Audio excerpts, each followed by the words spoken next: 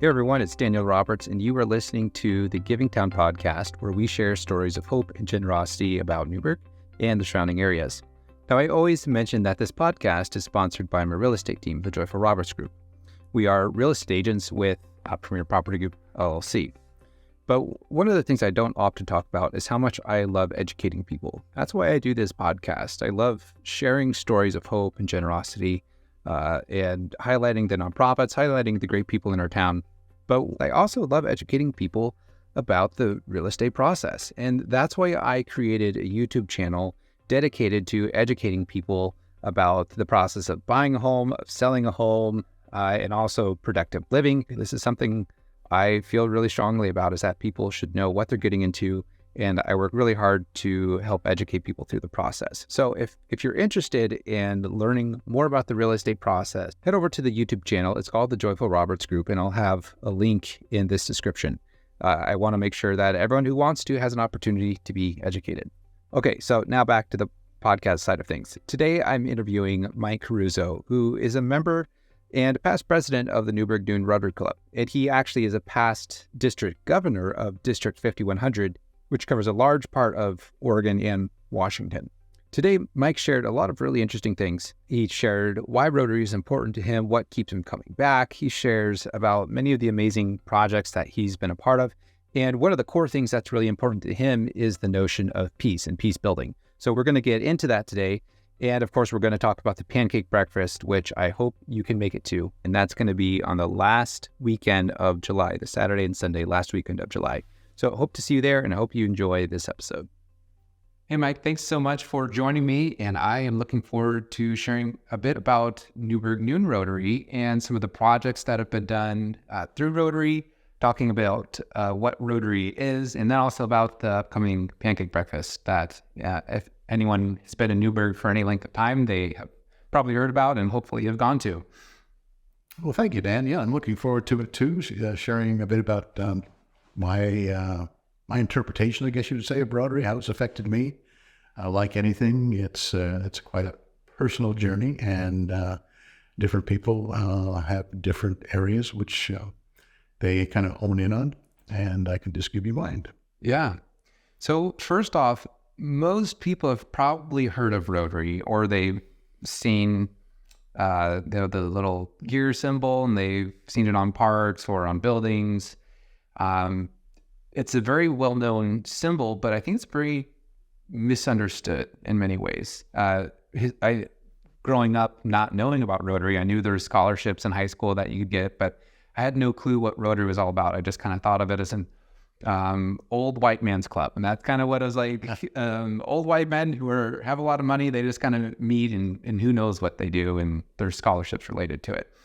So that was my perception, and many people that I talk to now who have not been in Rotary or taken the time to know what it is seem to still have that perception. So obviously I know that's not what it is, but from your perspective, can you share your journey coming into Rotary and maybe what you thought it was and now what you've found that it actually is? Sure. When before I got involved with Rotary, I was getting close to retirement, worked at a family business, wholesale produce, fresh fruits and vegetables. And I knew that I wanted to get involved some way in the community. And I wasn't quite sure, possibly through the local church or whatever. I had background of high school studying for that Roman Catholic priesthood. After I finished college, I spent 3 years in the Peace Corps. So grew up with the idea of giving back to the community. And before I really had a chance to dive too deeply into this, my daughter, who is a veterinarian, invited me to come to a Rotary meeting.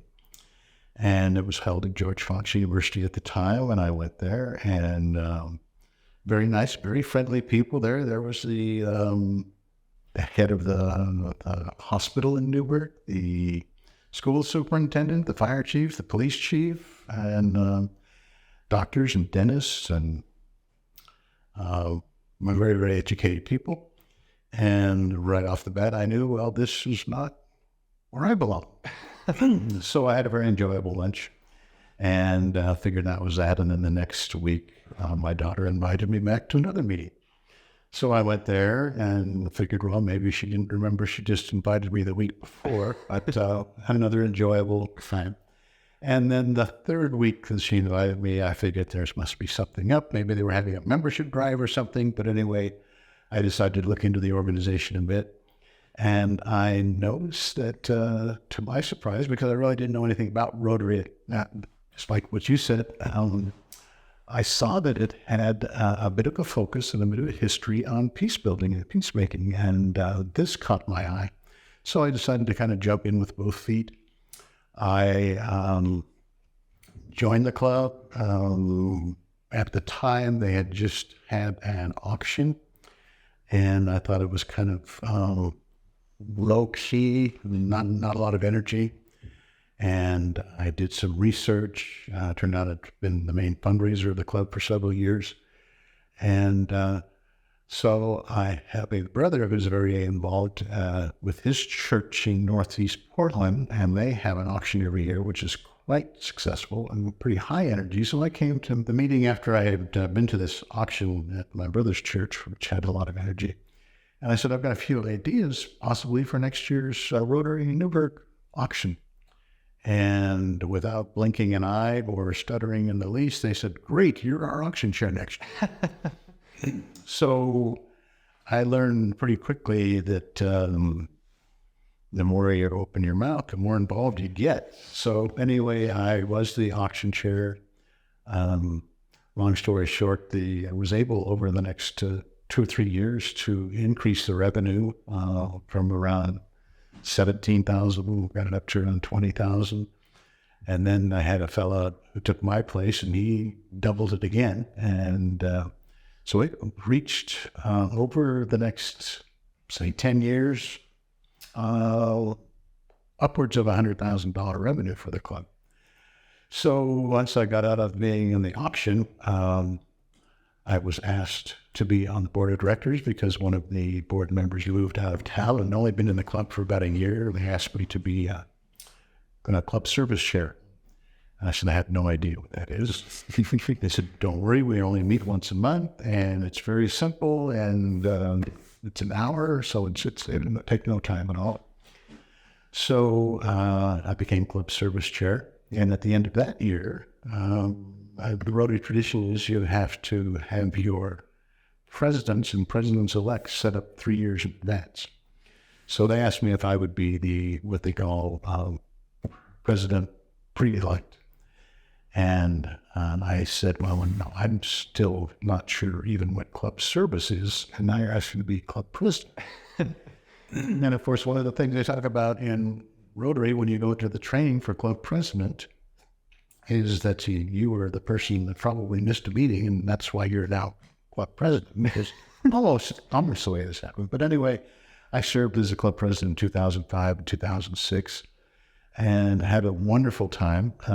It's just a situation where Rotary is made up of professional business people, primarily, also some business civic leaders and whatnot. But the quality of people, especially that we've had in Newberg, has been just amazing. Very, very professional, very organized people. So when you have a project, whether it be the auction, whether it be a scholarship committee, or doing a work project, fixing up a park or whatever, the people who take charge of these committees are, by and large, very, very qualified. And it makes the process go very, very smooth. I would say upwards of 90% of the time. So after serving as club president, I got invited to serve at the district level, and our Rotary district covers northern Oregon from Salem north up into Battleground, Washington. And it covers on the west from the Southwest Pacific County Peninsula, Long Beach in that area, down to Tillamook. And then east at the time to east of Pendleton. Enterprise is the easternmost point of the district right now.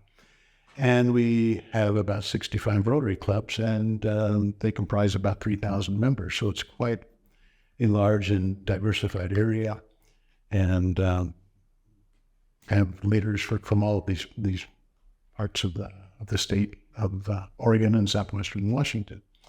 So I got involved with what's called a four-way test competition that they have at the district conference every year. Four-way test being, is it the truth? Is it fair to all concerned? Will it build goodwill and better friendships? And will it be beneficial to all concerned? And students, middle school students, are invited to write a composition about the four-way test, and some now do video presentations on the four-way test, and it's presented and awards are given at the conference for the winners. And so I did this for a year, and I was invited to be an assistant governor, and I had the Southwest region, which was Newberg, McMinnville, Dallas, Sheridan, and Monmouth Independence. And so I would meet with the presidents of those clubs once a month and let them know what was going on, and they would share the big projects that their clubs were doing. And so I did this for a year, and then I was invited to be the administrative assistant, which is basically the district governor's assistant. So I did that for a year. And after learning more about the intricacies of Rotary, because it's a huge organization, they have 1.2 million people. They have over 30,000 Rotary clubs around the world. And learning about the different clubs and learning about the ins and outs of our district and the various projects and programs that they have, I applied for district governor, and I did not get selected the first year, but the second year I applied, I was selected. And that was the beginning of a whole new journey of finding out about the massive expanse that Rotary has and the influence it has in several people's. The Rotary International president serves for 1 year, just like the Rotary Club president does. And they are from international bench. In fact, the way the Rotary regulations read, since Rotary was founded in Chicago in 1905, they have determined that every fourth year, the Rotary International president needs to be from the United States. The year I was president, the international president was a fellow by the name of Glenn Estes, and he was from one of the southern states, I believe, Mississippi or Missouri. The year I was governor, the Rotary International president was a fellow by the name of Kalyan Banerjee from India. He was from the same state that Gandhi was from, as a matter of fact. And they've had Rotary International presidents from Great Britain, from Korea, from Canada, from Australia, virtually all around the world. A few from Africa. And so the year of being governor was when I learned and was able to kind of channel some of the events during my governor year, some of the meetings and conferences in the direction which I was most interested in, and that, of course, was peace. And back then, in 2011, 2012 was the year I was district governor. Peace was just very, very lightly even discussed. Rotary prides itself on being apolitical, no discussion of politics even. And people would say, we can't talk about peace, it's too political, it's too much of a hot potato. And my feeling was, well, that we as human beings are political by nature. And so, anyway, the idea of peace, I first proposed to, or I mentioned it to a group when we were at a training program called International Assembly. There's about 520 districts in Rotary, and every incoming district governor is required to spend a week at the International Assembly learning about the intricacies of Rotary and how various districts differ from one another and how they're the same. And so we were, during this week-long period, we were split up into groups of 25 to 50 workshops. You would talk about what we were planning. And when it came to me, everyone was talking about, we're going to have this Rotary exchange, we're going to have this friendship exchange, we're going to have this business friends exchange. I said, well, we're going to have a peace conference. And people looked at me like I was just from another planet. They just thought this is not Rotary. And we were very, very surprised at the, I guess, lack of interest, you might say, about this topic. 2 years later, in 2013, Rotary has introduced what they call areas of focus. And the areas of focus which they introduced in 2013 were basic education and literacy,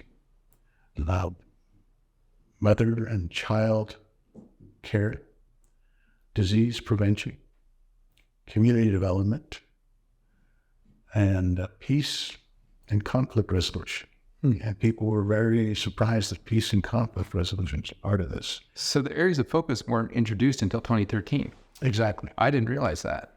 So before, it was just kind of anything goes. As pretty much. I mean, they've always had, or not always, but in the last 30, 40 years, 50 years, they've had basic types of scholarships that they offered. They have a large youth exchange program, the largest in the world. They have what they used to call major matching grants and district grants.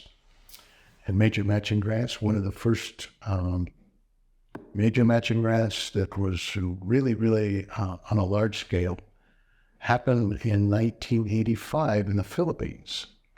And it was related to the polio eradication program. At the time, the United States was one of the few countries to have eradicated polio. I believe a number of European countries had also done that, and Canada, but otherwise, not too many. And some Rotarians, Rotary leaders in the Philippines, decided to apply for a major matching grant. They noticed how quickly that they eliminated polio in the United States and wanted to give it a try. So I believe it was in the area of about $1 million back in the mid-'80s. And in 12 months, they had eradicated polio in the Philippines. Wow. After that, Rotarians, the leadership decided that they were going to make this their flagship program. They figured if we could do it in the Philippines in 1 year, we can eradicate polio around the world. And at the time, the only disease that had ever been eradicated was smallpox. Okay. So Rotary came to the polio eradication program, and the World Health Organization, who was spearheading the polio eradication program. The Rotary leaders said, we'd like to partner with you. And they kind of scoffed and poo-pooed, said, well, what have you got to bring to the table? And they said, well, how about a start of $50 million? And then they said, welcome to the club. And ever since then, it's been a Rotary's flagship program. They've raised over $2 billion since they started this in 1985, 86. And there are currently only 2 countries that still have polio, and they are Afghanistan and Pakistan. And those were last year in single digits, less than 10 cases of wild polio virus in each country. So we're very, very close to eliminating polio on the face of the earth. So that's been the program, the flagship program for Rotary International. Yeah. One of the reasons why they came up with the areas of focus that I was talking about was because they are very, very concerned, since Rotary is such a vast organization and so many points of view and so many causes, that they kind of want to give the message that we're not going to have another single entity flagship program like we are with polio eradication. There are people that want malaria eradication to be the next program. They want the environment to be the next program, and so on and so forth. There are just dozens upon dozens of causes for which Rotarians would like to. There are some that wanted peace and conflict resolution to be the flagship program. But at any rate, the peace conference we had in 2012 came over very well. We had 8 Rotary Peace Fellows. We had 4 Rotary Ambassadorial Scholars. We had a Nobel Peace Laureate attend, and we also had an Admiral in the Navy, the only 5-star Admiral in the Navy, who was actually head of the Navy SEALs. And so we had a very, very successful peace conference at the end of that that year in June of 2012. So ever since then, we started what was called Peacebuilder Clubs in 2012 here in District 5100. People interested in the idea of peace and conflict resolution. There's another program called the Rotary Peace Centers, which we probably don't have time to go into right now.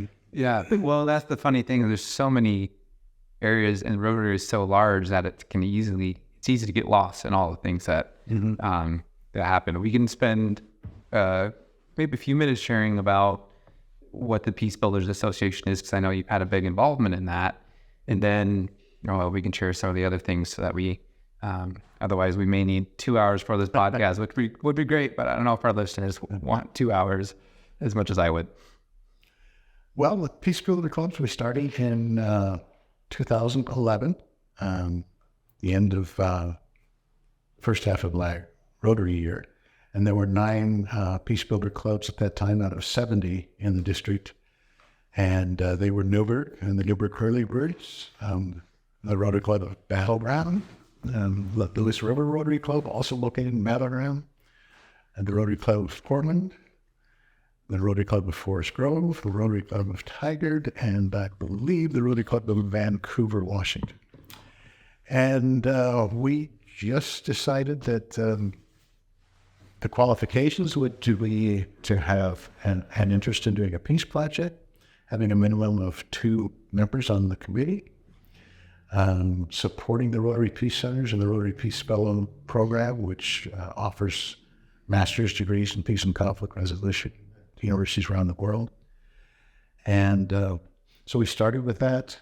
Each year we have added a number. We just the other day, the Rotary Club of Canby became our 35th Peacebuilder Club.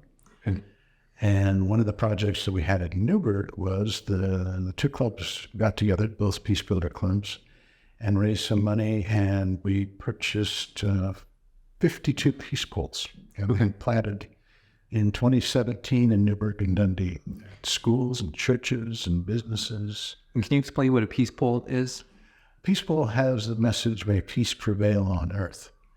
The idea began in about 1957. A fellow by the name of Masaheshi Goi from Japan, a survivor of the Hiroshima bombing. He decided that there's so much talk, Cold War was going on then, the rumblings and everything, that we needed to have a discussion about peace. And he just came up with this very simple prayer, "May peace prevail on earth." And that is put on 4 sides of the peace pole in the native language of whatever country it is, and then they pick other languages which are applicable to that. Most peace poles in our area have Spanish and English. Some, if there are Italian communities or Hungarian communities, there are over 142 languages that the Peace Builder Society has, including Native American languages and Braille. And so we did 4-sided peace poles, so they had 4 languages on them. And we have them at 10 of the parks in Newberg. We have them at all of the schools, high schools, middle schools, grade schools, and the school district office, about a dozen churches. We have them at the city hall, library, the cultural center, the golf course. So we did these one weekend when there was an effort to plant 100 peace poles in the district. And we ended up putting 52 in Newberg. And I think the rest of the district put in about 75. As far away east as Hermiston and west to Seaside. So that was one of the bigger projects. And then a year later, we made a photo book showing several of and mentioning where all the peace poles were, showing pictures of several of them, and offering basic peace walks for everyone. Continue about basically 10 poles per walk, 45 minutes to an hour walk. That's it. They were doing on the International Day of Peace to kind of be a reminder. Yeah. So, and it'd be great to continue talking. We have a few other things to cover before our time's over. But thank you for sharing about that, your history and involvement in Rotary. And like you mentioned, it is such a big organization, there's so many things, so many, there's areas of focus, but then each club can kind of have its own, which our club, to clarify, is more of youth and education, correct?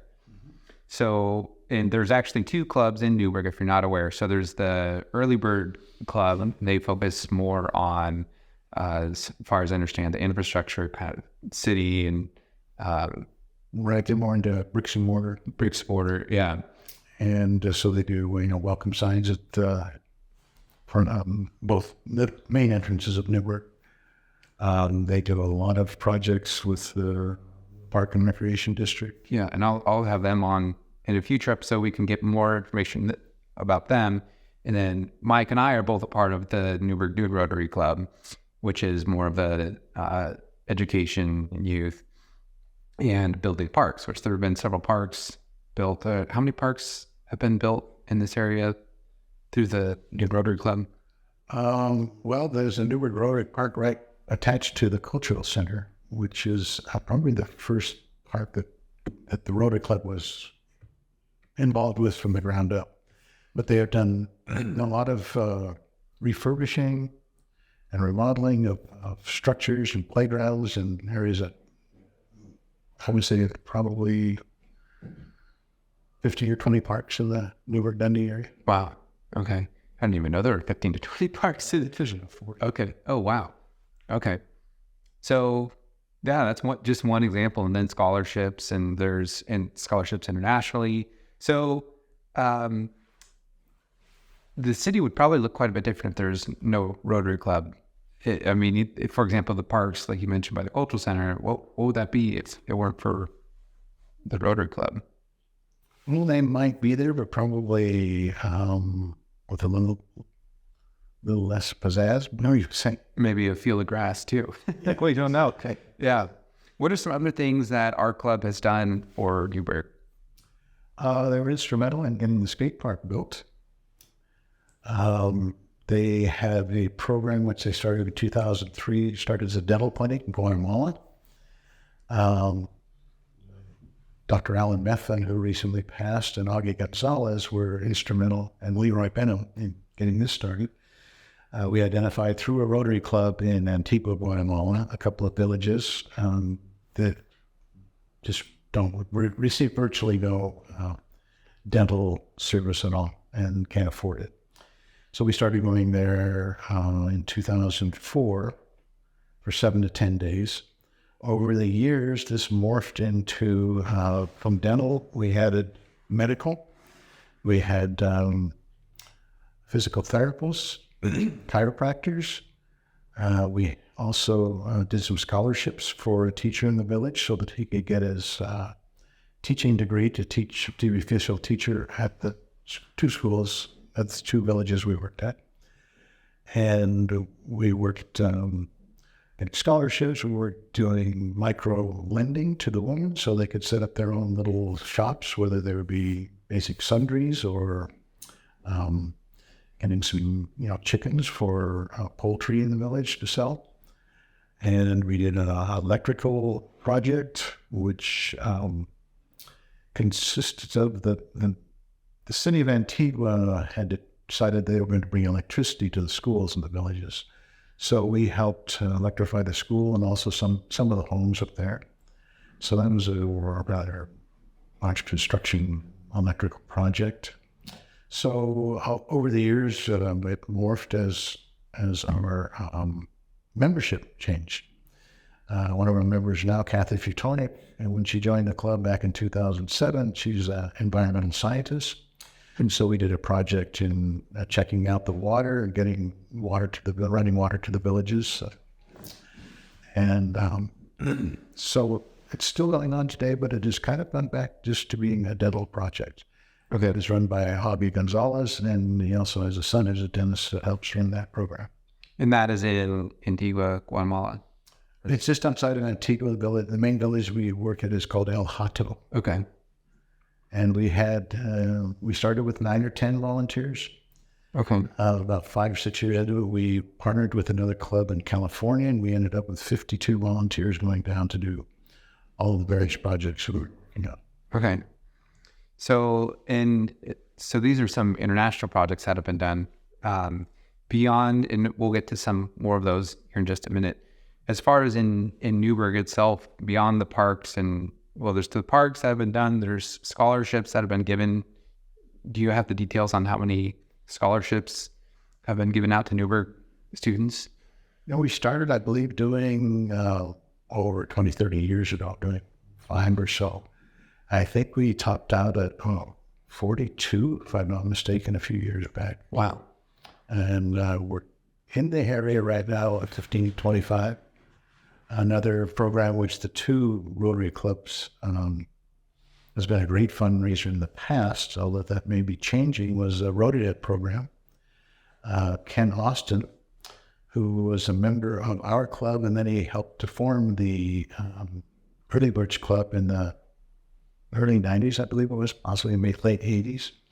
He developed a portable dental unit, which fits in a suitcase, 35 pounds, and it has everything. All you need is a compressor, and you've got state-of-the-art dental equipment, the drills, the compressor, not the compressors, but all of the basic tools that a dentist needs to do basic dental work in the most remote parts of the world.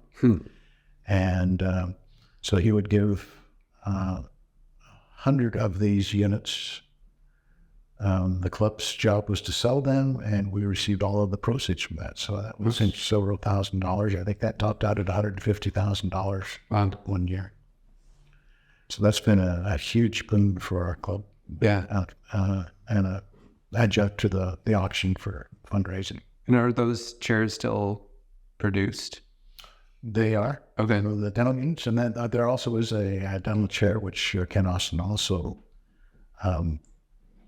developed, made of wood, very light. The first one was over 70 pounds. It's quite bulky. The new one, I think, is about 25 or 35 pounds. Okay, so these are 2 separate units. So one's a chair and one's the dental unit. Okay. What would you say from the projects that you have been involved in or seen that have taken place, which one has been the most impactful to you? Most impactful to me, I believe, would be the Guatemala, the international project. The ones around town have also been very great. And in fact, we did a Hess Creek project, which is Hess Creek flows through the George Fox University campus.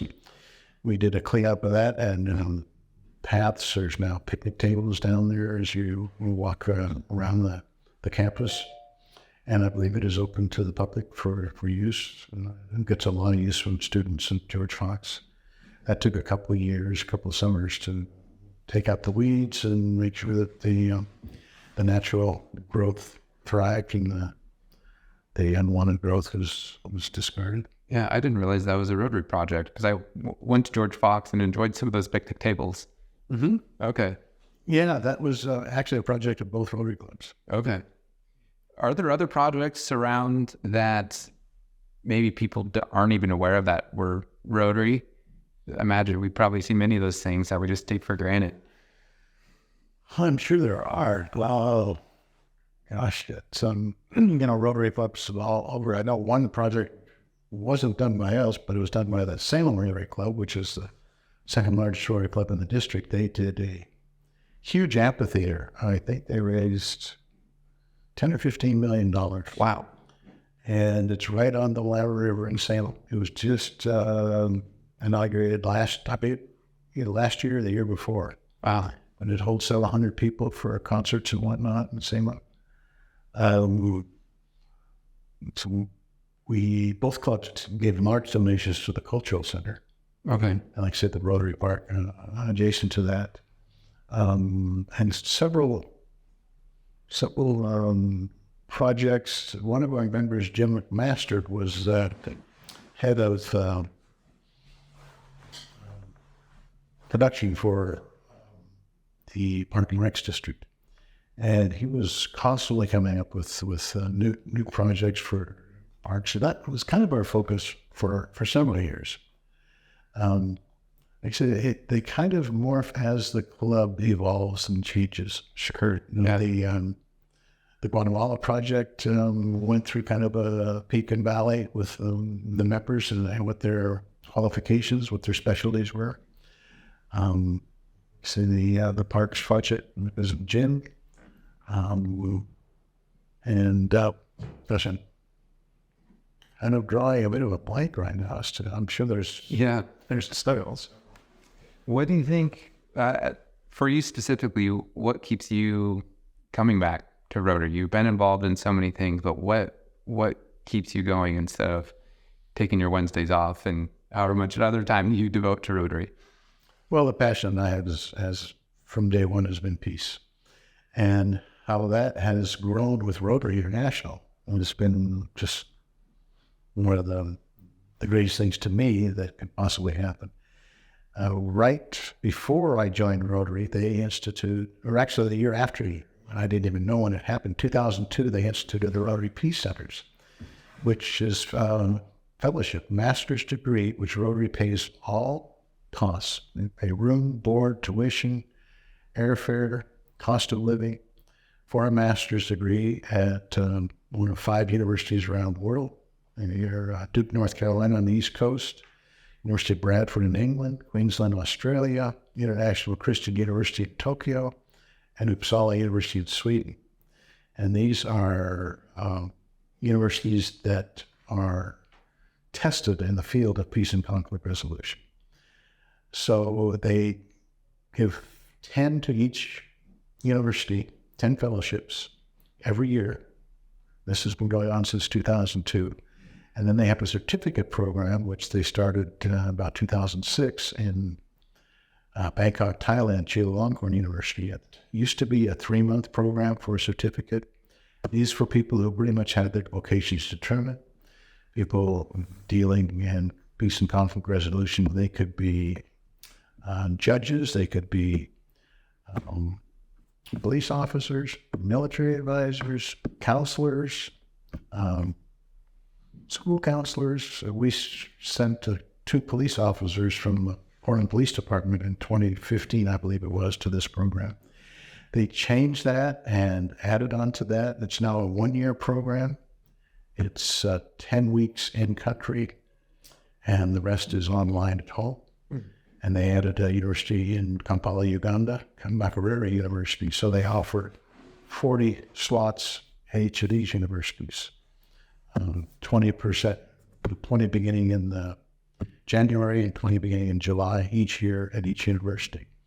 So that's, along with the 50, that's 130 fellowships, which Rotary pays every dime. Wow.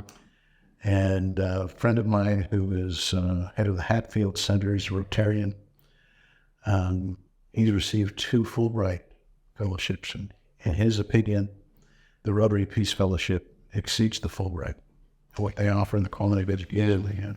So, I mean, peace is one of those things. I mean, for example, we're experiencing right now with the Russia and Ukraine conflict. And that's something that goes far beyond planning peace polls and wanting peace to happen. So, these kind of situations where there's whatever reason it's happening, whether it's people just want more power or whatever, how can peace ultimately overcome that? Well, sometimes you look at it and you say there's no way. But, you look at the people, the great peace leaders that we, Gandhi and Martin Luther King and Dorothy Day and Jesus and, all of these incredible people that basically gave their lives in the pursuit of peace. I had a conversation with a friend who's a member of our club. He was a conscientious objector, went to George Fox. Then he served in Vietnam in a hospital as a conscientious objector, and then spent the next 40 years of his life working in hot salts, Somalia, Sudan, Yemen, Ethiopia during the Civil War there. He was a Peace Corps director in Uzbekistan, a Peace Corps director in Bangladesh, and he was the Mercy Corps director for Afghanistan in 2006. And he told me, he says, what's going on in Ukraine really challenges my pacifism. And then he says, but, so many other wars have done the same. So there's so many wars that have been, basically without cause, unprovoked, whether from our side or from other sides, other countries, but the idea of espousing nonviolence, to not hurt another human being, to not have the right to kill another human being, that was the Christian mantra for 400 years until Constantine came over. So, and Rotary is stronger than ever in their passion and their promotion of peace and peace projects and peace education, until people start talking to each other. And that's what Rotary is all about, making friends from people from not just other neighborhoods, from other countries, other cultures. When people start talking to others, it's hard to have enemies. Yeah. And I really believe that's what Rotary stands for. Yeah. The Secretary General of Rotary International is a fellow named John Hugo. He was born in Kiev, Ukraine. He was one of the co-founders of the Rotary Club in Ukraine. And he's been doing quite a bit of speaking about, what's going on there and how Rotary is getting involved and trying to get the sides to talk to each other. Yeah. Yeah, it's interesting when you have two sides of any argument that don't want to talk and that don't want to even come to a standpoint of resolution. And in a previous episode, we discussed the gift of disagreement, and that was Ron Mock with the Civility Project. And disagreeing can sometimes be hard, but when we recognize it as a gift, we can embrace it and work with each other. And doesn't mean that we'll agree at the end, but it means that we can still value a person and not have to go to war because of a disagreement and needing our way to be the right way. So we're just about out of time here, but I know we have a couple things I want to cover real quickly. And one is the upcoming pancake breakfast that we have. And that's been going on for several years. Over 40 years. Over 40 years. So, okay, at least several. A little bit more than several years. So over 40 years, the pancake breakfast has been going on. And what's the purpose of that? Some people used to think that it's a minor fundraiser. Some people, they just think it was a large fundraiser because of how many people we serve. We serve about 3,000, a little over 3,000 breakfasts between Saturday and Sunday of the Memorial Park celebration, the Newberg Old Fashion Festival. And the idea, it's sponsored by both Rotary clubs. The dinner or the breakfast is served by members of both clubs. And it's a great opportunity for Rotarians to get to know members of the other clubs as well as members of the community. It's just a very fun event. It's very, very laid back. Sometimes it doesn't seem that if you're working one of the grills, but it's a great opportunity just to get to know the community. And I think it's one of the best PR programs that the Rotary has. Yeah. And it's a lot of people, you talk to them, what do you think Rotary is? What is Rotary? And they won't know, but boy, you mentioned pancake breakfast. Everybody knows. Yeah. Well, that's something that I hope and through this conversation and hopefully through other conversations I have, that the community can get to know a little bit behind the scenes. And granted, we just skimmed the top of the iceberg on the projects that even people in our own club do, because I know there's so many more.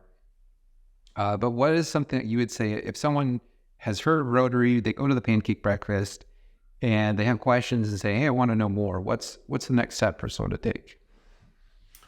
Rotary International has spent millions of dollars trying to figure that out. They've got all the social media now. They've got the Facebook page, and they've got WhatsApp, and they've got Twitter, and they have a lot of people still working on that. They are constantly, I wouldn't say reinventing Rotary, but working on getting the word out. Like you said at the beginning of the conversation, one of the acronyms for Rotary was Romeo, rich old man eating out. and that's, so many people don't know. We are constantly told that we need to toot our horn more, because if we don't, nobody's going to. Yeah. And, through the polio eradication program, now we've become noticed. The World Health Organization considers us a major player. The governments of most European governments, United States, Canada, Africa, they understand that Rotary is a major player in polio eradication. We're a service organization. A lot of people say that we're the largest peace organization in the world. Some people, we don't like that. But I mean, that's, it's just such a large organization, and there's so many different facets and so many programs and projects, education, and prosthetic devices, malaria eradication, AIDS eradication. It would take hours just to listen. Yeah. Yeah, I mean, I'm sure it would. And what I would say is it's a great way to get to know other community members who are like-minded. That's one of the things that I've loved in this Rotary Club and a past Rotary Club I was in, is you learn about so many people who just have great hearts. And speaking of, community and people who care and are kind and are generous, it's just a great group of people to get to know. And I know if you've been in the club long enough, you probably have some of your great friends that are in Rotary, because you have that commonality of one way or another trying to make the world a better place. And you're right, there is so much that we could cover, and I would encourage anyone listening, if you're interested in Rotary, to check out, there's even several places to go. Would it be would you say a Rotary International page would be best, or the Newberg Noon Rotary Club? And I can have the link in the description. I'll have. Yeah, both Newberg, Rotary.org is the international website, and then NewbergRotary.com. Yeah, and anyone can come to a meeting, right? And you don't have to pay to come to a meeting. You can come, you can join. And over time, if you think it's a good fit for you, you can be a member. But it's not an exclusive organization. Anyone can come, and all are welcome to come. So thank you, Mike, for your time. It was great hearing some of the stories, some of your history as past district governor, past president, and look forward to getting the word out about Rotary. Well, thank you, Dan. It was a pleasure to do this. I enjoyed it very much. Well, I hope you enjoyed learning about Mike Caruso in the Newberg Noon Rotary Club. As Mike said, we really only scratched the surface of Rotary and what it's about. So if you're interested in learning more, you can head over to NewbergRotary.org, which is linked in the description. Or better yet, join us at a club meeting and get a free lunch. If you enjoyed today's episode, please hit that subscribe button to make sure you get each episode as it comes out. Also, if you support the mission of the Giving Town, leave a 5-star rating. Again, this podcast is sponsored by my real estate team, the Joyful Roberts Group, where we always work to give you an amazing experience buying or selling your home. Well, thank you for tuning in, and I'll talk to you next time.